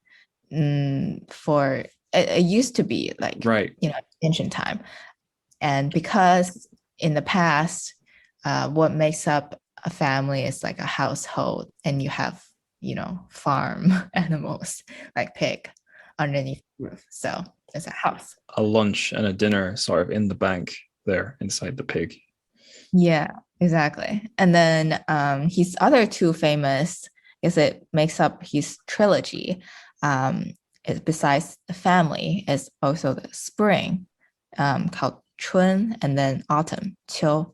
And the Chun and Qiu are each a piece of fiction themselves, and together they are a trilogy. And then he has like a few trilogies, which I thought was cool. I'm really bad. I haven't really read through all his like works, but this trilogy should be the one that people would start with if you just want to read like one work of his. Right. Yeah. I realize we've totally abandoned the original sort of structure of questions I set up. So I'll keep us talking about his other books or about this trilogy, which it's interesting. The blurb on this book, which is It's all in, I think it's all in Helvetica. It's very sort of 60s, 70s style English book design. But it mentions that this trilogy, it's translated the English name as Turbulent Stream. I forget how the original Chinese goes, but yeah, the Turbulent Stream trilogy. But if you're reading in English, you'll just have to be stuck with the first book, I think. Sorry, I'm really scatterbrained here. I'm going all over the place, but I want to rewind to school, because you said you encountered his little mini essays early on in school, but how about later on, like as a high school student or university student, or just as an adult? Like, has he cropped up again and again, or is he like a nostalgia trip back to when you were 9 and 10? So unfortunately, I think Bajin was not considered, even though he is important, but he's not considered a popular writer in a sense. Even in, I think, Chinese universities, you would often learn more about, say, Lu Xun, and even like Ding Ling and all these other writers, because their writings are more, you could dig up more meaning or like philosophy out of it. And Bajin's words are, a lot of times it's kind of plain. You could analyze the characters and say, oh, they are, the characters are suppressed because of like the feudalism system and all that. But you could get to like some extent, but not more. And there's certainly a disconnect also in the way that he's received outside of China and how he was received inside China. I think in China, he's still quite famous, but then I've never really heard of him outside of, in the literary circles outside of China. Perhaps because his plots are very much like unique to the time and space that, Bajin was in. And obviously like much Western readers and writers didn't live through and wasn't really interested in like the Cultural Revolution or like Republic China. And so it's hard to kind of get started. And quite honestly, I don't think there is anything wrong with that he is a bit kind of a I guess not neglected, but like overlooked, unique writer in a sense outside of China. But I still encourage everyone to give him a read. And just as you said, from that short essay like Hong Kong Night, you could just kind of feel so much sentiments just reading it, and like empathize with him in so many ways. And I think readers from, say, Denmark could also read something out of it. It might not be anything that Bajin would himself have like related or talked about, but this is the magic or the like effect of a good literature. It's like you could feel anything, and out of it you could have a way of interpreting it to make it your own story, kind of.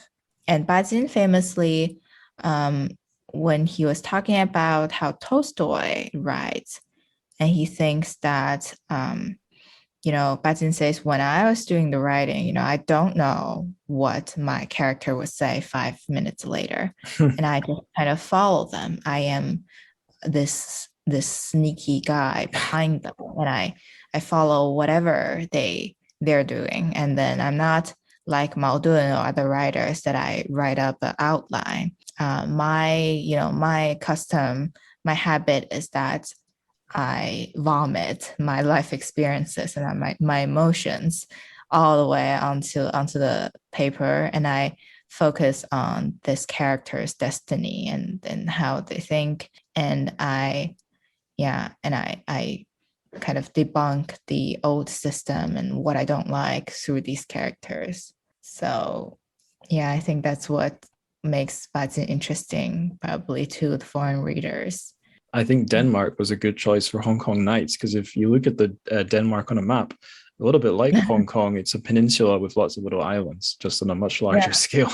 So maybe some Yeah. Danish people who live on the little islands, or like I could think of my own country, the west coast of Scotland is similar. If you live on those islands, you got to be traveling on boats sometimes, although you probably couldn't fit a mega city onto lots of those islands.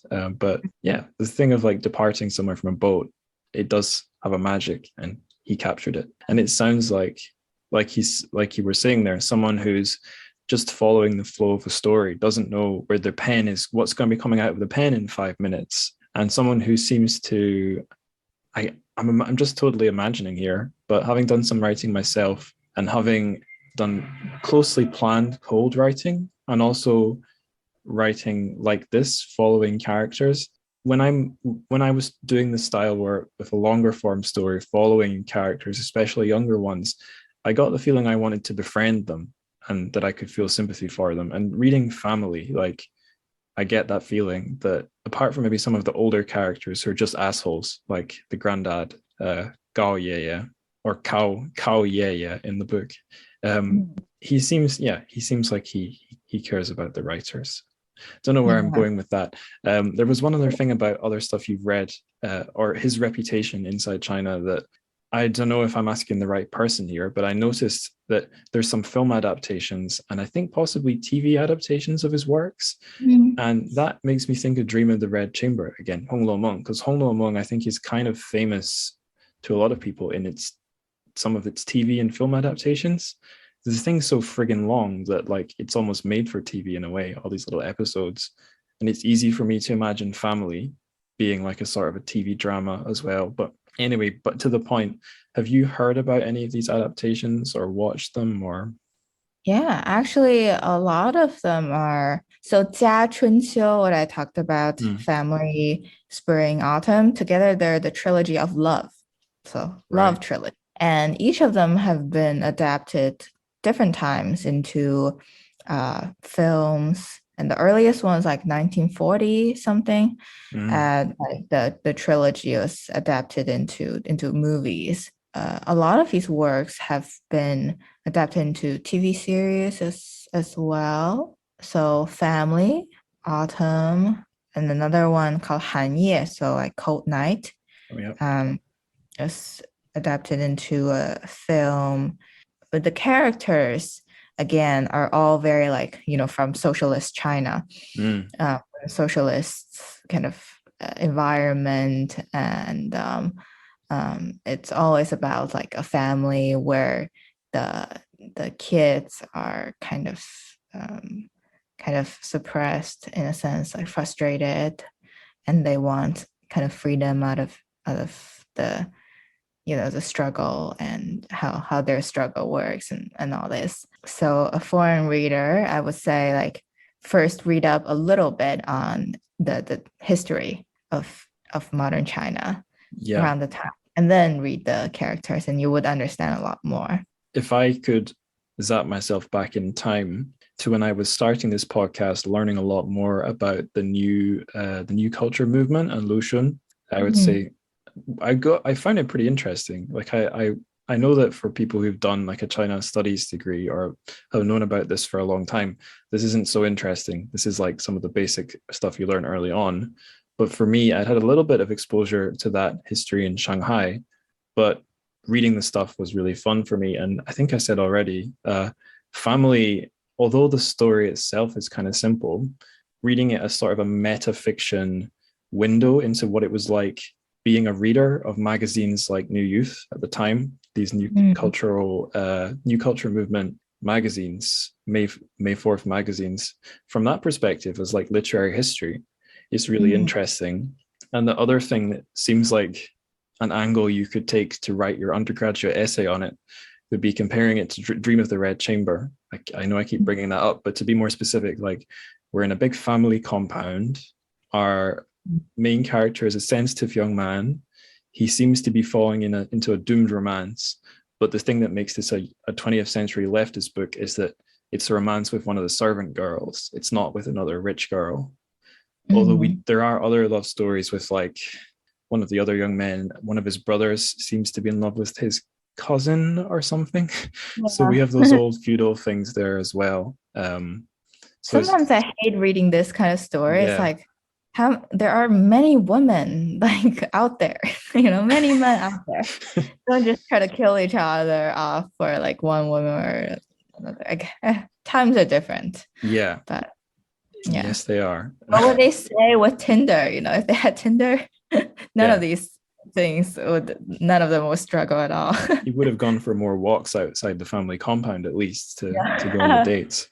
Yeah, I think that's why I didn't pick the book up at that time, was like I got so fed up of Hong No Mong after about a third of the way through, and I figured more family sagas, like, no, I can't be bothered with it. Although the other thing I'd say is this edition, there's some things I can say about this edition. I might go on for a while here, but like this is relevant to like his reception outside China, because it seems like there was a wave of interest around this time, maybe like 60s, 70s in him. This edition is published by Chung and Sui. They're based somewhere in the US, but obviously, those are Chinese names. And it says on the back, it says C&T, so Chung and Sui Asian Literature Series. And I thought, oh, awesome. Does that mean there's a whole line of the company's a Boston company, by the way, so East Coast of the States, Chinese publisher. I thought, great. Does that mean they had a whole line of these like 60s and 70s translated Chinese fiction editions? But when I Googled it, one, there doesn't seem to be many books. This line is completely transformed, and it seems like even back then most of it was non-fiction. It seems like maybe they wanted to do the whole trilogy of the books, but it never happened. So it seems to be an outlier in that most of the books in the series are like textbooks or collections of essays or something.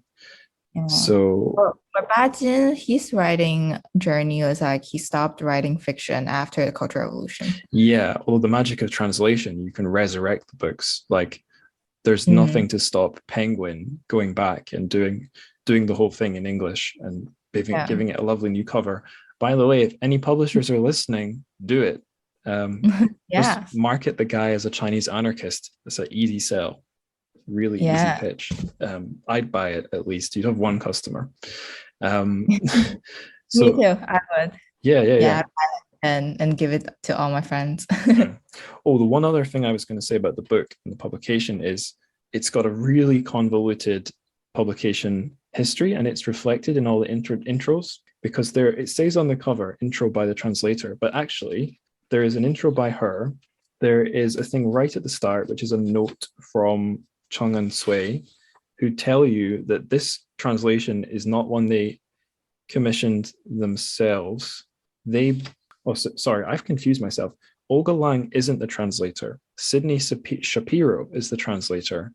And Sidney Shapiro was a guy living in the PRC, working for one of the big Beijing presses as a translator. He's like, there is a translation institute in Qingdao dedicated to him. He's like a friend of communist China who stayed there doing all this literary work. So this translation originally came out through, Foreign Languages Press in Beijing.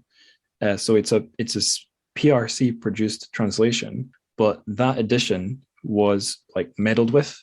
Bits were chopped out to like censor it. So most of the translation is from that edition, but then an American edition by a publisher called Anchor Books brought in those deleted parts of the text and retranslated it by a Chinese guy called Lu Huan. And then to make it even more complicated, Chung and Sui bought the rights for the book from Anchor Books, and they've all left their own little notes. So there's an intro from Chung and Sui.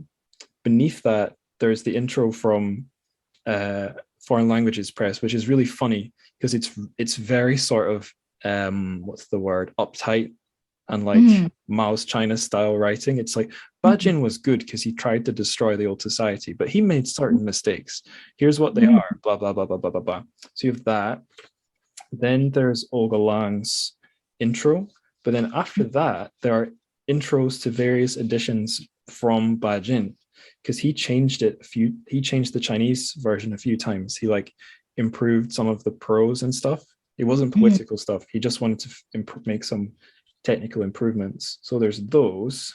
And there's also a dedication from Bajin to his brother. One of his brothers, I think, died young or something. And that brother is sort of appears as a character in the book. So like just as a piece of crazy publishing history, the intros of this book are something of themselves. They're like an archaeological dig, all these layers built on top of one another. So yeah, sorry for going on so long. No, I mean, I took a book, the history of book kind of class, and history of book is like, along with intellectual history, along with like history of philosophy and all these like, genres, like it's like parts of the general like history of ideas kind of categories. But unfortunately, when I took it at Columbia, I was taught by the librarian at Columbia, and just all the works were the Western Anglophone Western canon, and not a single book was from, say, like not even Scottish. Like I think UK literature, British, yeah, right. but Anglo, not even like Spanish literature or Chinese, let alone like Chinese Japanese literature. or It was Indian, more like, African, yeah, Russian. none, just very much following 16th century, like from the Bible and Milton, all these big ones, in which is fine. But if there is like more international kind of way of approaching a history of books, it will be so much more interesting. But then again, you can't you can't expect the students to be familiar with like Iranian literature if they grew up in, say, like Southern Ohio. Where are they gonna, they've never even seen a Iranian person in their whole life. Yeah, and Americans are famously bad at knowing where other countries are on the map. Yeah, so you have to be like searching for the people who are like highbrow intellectuals who are cosmopolitan at the same time. It's like impossible. But yeah, if that class is more like kind of international, that would be nice. And the thing that studying translated Chinese books turned my attention to was paratext, which is that's the term for everything in a book that's not the story, basically. So the cover, any intros or outros or footnotes, because those become, I think, extra important in translated lit. I think I've talked about that on the show before. I could talk about that for an hour, but I won't. I thought I could move us on to the more lighthearted questions, unless there's anything else you want to get out there. I guess I would again say that if I would direct the readers, the listeners, to the book Jia, family, the family. And again, Bajin thinks it is his best work. So you should read it. I know you prepared a lot of notes, so I'm sure you're ready for this one. If you could pair any piece of music to Hong Kong Nights, the story that we read, what would it be? So it would be this famous, very famous, she's very famous, Chinese singer Deng Lijun's her singing, and just because the song's name, sorry, I wanted to play it. Let me play it. It's just called Hong Kong Night. So exact same title. Oh, perfect. Play it for like 5 seconds.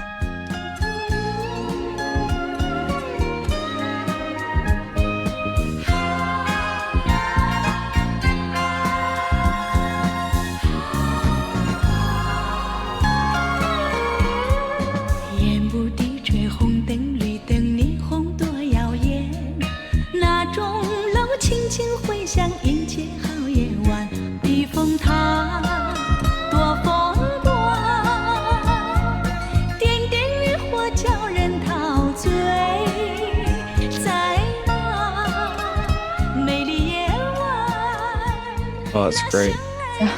Yeah, I'll send the link to you and you can share it with the audience. And yeah, Deng Lijun is also very interesting. She's a very interesting character if you want to search more on her. My friend actually at Columbia wrote a whole PhD thesis on her. Oh, and wow. her music. So like, at least 150 pages of stuff. Yeah. And aside from the name of the song, what made you pick it?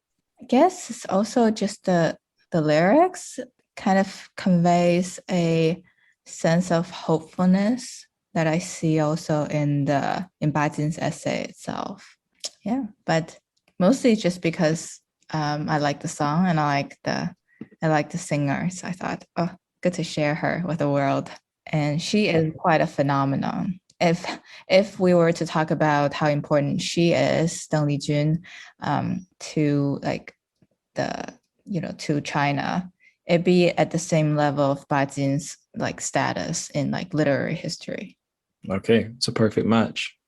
The song I've chosen, it's kind of just a song I really want to find any excuse to push, that I was listening to around the time I was writing the questions for this interview we've just had. But I think in the context of talking about Bajin's life, the hardship he faced, and the fact, he's passed into the next place, whatever it might be, not that long ago, just 2005. I think this song is quite poetic. It might make me sad again, but this is a beautiful song or track. It's called Hieroglyph. It's by a progressive metal band, although it doesn't sound like metal at all, called Cynic. And I'd like to play the whole thing. I think that would get a bit awkward.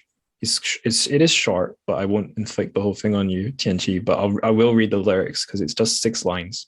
Mm-hmm. And I'll try and mimic the vocalist it's not the band singer that reads this. They've got a woman reading it a bit like a piece of spoken word. Mm-hmm. So I will try and mimic her a little bit, but I won't overdo it because it would be really cheesy. But it goes something like this. He's been blown to all corners of the universe. His eyes go back into eternity. His mouth an endless black hole. Everything rushing into freedom. No walls, no specific personality. His whole being an explosion into infinity. So some of that's not really relevant to Bajin, but I think some of it really is. And I think it's all captures Hong Kong nights, or a lot of it captures Hong Kong nights.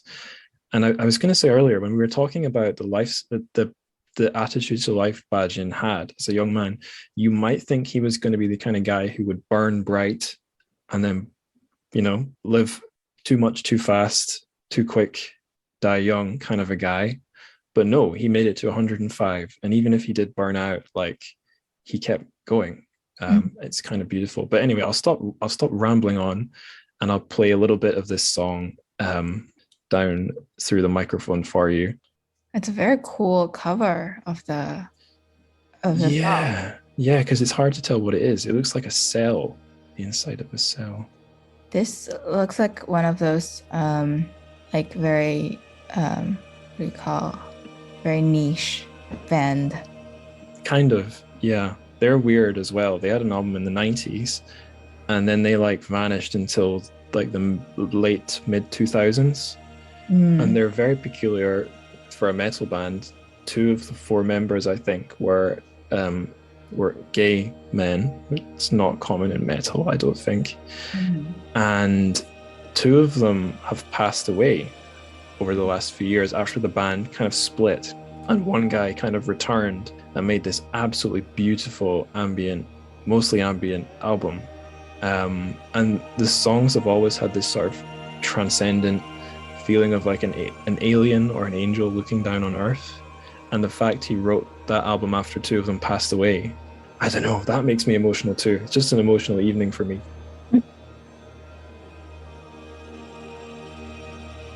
He's been blown to all corners of the universe.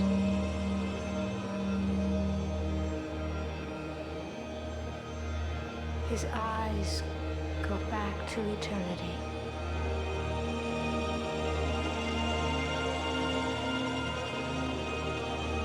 His mouth, an endless black hole.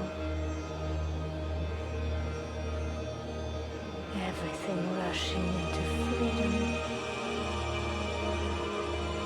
No walls. No specific personality.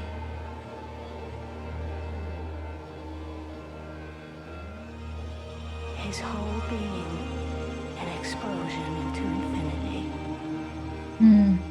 The song makes me wonder if that's what it's like to be a ghost. No specific personality. You're just everywhere. And if you could wish that on anyone from history, I think authors, pure-hearted authors like Bajin, or people it would be nice to think are still with us in some way.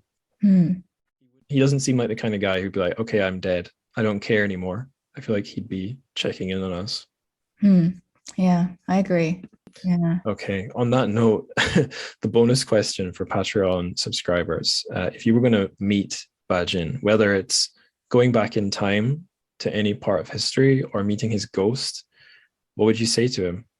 Share a little.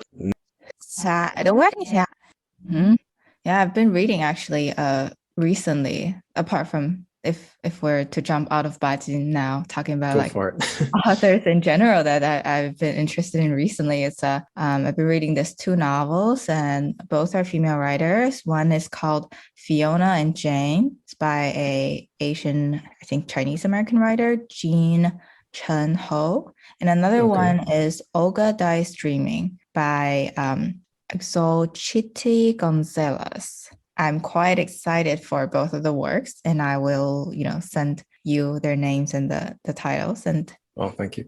Yeah, for readers to, if you're interested, to keep up with my reading. Excellent.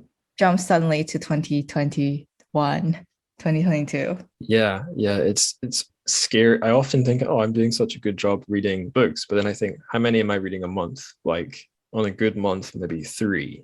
But sometimes it takes almost a whole month for me to read a book. Like Family's not huge, but I'm not reading dozens of pages every single day. And when you think about it, if you're only reading 1 or 2 a month, that's not a huge number every year, and you only live so many years. We don't all live as long as people like Bajin. So yeah. Well, you speak for yourself. I'm gonna live at least 100 years. You're drinking more hot water than me, I think. Yeah. So yeah. Yeah, I would just say that, like podcasting is really fun for me. But when I go back to like the 18th century and talk about like this and that classical Chinese tale, at the same time, I keep reminding myself, like, I live in 2022, and these are the books that are debut novels from these, excellent writers, young writers, just 20 something, 30 something. And this is like what got published last week. Like, kind of keeping those two realities both in my like reading list. So it's very important to keep reminding yourself like where you are. Totally. It's disorienting times, to say the least. Exactly. With COVID. Time is still playing tricks on us all, I think. I'll rattle off my recommended reading / books I'm reading right now. So obviously the one I'm reading right now is a Bajin book, but 2 relevant books I've read recently have been non-fiction. I think these are books Bajin would want you all to read. They're both sort of like brief introductions to topics from series. When publishers do these little compact series of books all in the same format. Yeah. One's from Oxford University Press. They have these series called An Introduction to Blah Blah. I've got 3 of them, 2 in print, one is an ebook. The 2 I've got in print are Chinese lit and typography, but this one is I didn't know they have the Chinese lit one. Oh yeah, it's by Sabina Knight, who's a listener of the show and very active on Twitter. It's a pretty good little book, although you've got a degree in this stuff, so it might just be a refresher for you rather than any grand revelations. But yeah, anyway, the meaning of life one, it's a very philosophical sort of topic, obviously, but also the question of meaning of life is not a hard technical philosophical question. It's one philosophers are often making fun of as much as they're taking seriously. And the writer Terry Eagleton treats it very playfully, which strikes me as a sort of a Bajin style, like a little bit of a light, friendly approach. But Terry Eagleton is a Marxist, so he's from that sort of radical lefty tradition, and that perspective is in the writing as well. And it's a fun read. It's quite funny. Terry Eagleton's a bit of a prankster, so for that mischievous spirit, that mischievous leftist literary writing, you all could pick that up if that interests you. And the other one is also, it's not written strictly from a lefty perspective, but it's Social Class in the 21st Century, an introduction, and it's a Pelican book, which are a non-fiction branch of Penguin that handles kind of like difficult or serious non-fiction factual books. And it's mostly looking at class as it appears, class and inequality as they appear in the UK in the 21st century. And it was a really good eye-opener, and it caused some introspection in me, because although I'm not from the elite of Scotland, the elite of the elite in Scotland or England, it did make me reflect on privileges I've had in life and the way they manifest in like cultural tastes. Like me, the child of a doctor, having a literature podcast, it's not that surprising really. But like Bajin, I think it's something I've always been self-aware of, but the book made me more self-aware of that. But also it's a reminder that Bajin wasn't a guy looking 100 years back in the past like we're doing right now. He was thinking and writing about social problems in his own country, in his own time. And I find like looking for political topics online or in real life in the media, everything, it's like America has a great big magnet over it, especially on the internet. So it was interesting for me to read about problems in the UK, which, as much as I talk about being Scottish, I'm living in England and I am a UK citizen, and the problems in England are not that different from the problems in Scotland. So it was interesting to get a very serious technical look at how inequality and capitalism and society and the economy all feed into each other in the UK. So I guess British listeners or anyone interested in these problems in a Western, especially UK context, it's not the most fun read, but it's pretty enlightening, I think. So I think Bajin would want you to read that. He'd also be pushing for whatever the equivalent book is for the PRC. I don't know if that would be an easy book to get your hands on. Whether or not that's a sensitive topic, I don't know. But yeah, that's what I've been reading. That and this nice paperback of Family. I think that's all the plugs, all the promotion for other books I could possibly do. I would do more Bajin stuff, but aside from some, actually there's a Bajin resource for people who want to read some of his stuff in English. It's a little anarchist, I guess an individual, because anarchists don't form groups. Some guy has made a little anarchist library online, which has links to, it has the link to this translation of Hong Kong Nights that we read, and it has some of the essays I mentioned as well. So I'll put that link in the show notes. But yeah, it's the good thing about anarchists is they're quite happy to put stuff online for free for people to read, because that's what they believe in, open access. So yeah, that's all for me. Tianqi, is there anything else at all that you want to say? I would shamelessly plug my podcast again, because the last episode I did was on this Chinese feminist author, and she happens to be an anarchist as well. She lived in early 20th century, and she didn't know Bajin, but they share the same sentiments, and she has some of the most interesting ideas that are still very relevant today. So I highly recommend you go on my podcast to check her out. You all should, because it's not like my show where everything has to be about like a book, an author. It's quite an interesting range of topics you hit on. Yeah, we actually there aren't so many. So Chinese literature is very much of a niche podcast arena, but surprisingly that we all cover different things actually. I think what's going to happen is it'll be like the May 4th intellectuals. The most organized group are going to eventually crush all of us and take over. I think it's going to be the two Moors from the Chinese Literature podcast. That's like Mao and Zhou. They're going to come for us. They do have a PhD. Yeah. So. But no, all the shows out there are good. And you should all definitely listen to Tianqi's. Thank you. And thank you so much again for having me. Yeah. Thanks for coming back on. I'm glad that we could talk about such a fun author and such a fun little story. It was. Yeah, we should do another mega podcast with the two Moors and other people. Yes. Well, just wait till I think when it gets to 100, I have to do the same again, but make it more of a party. Yeah. Sounds good. All right, we are nearing the end of the episode now. So thank you again to Tianqi for coming on. What a fantastic chat that was.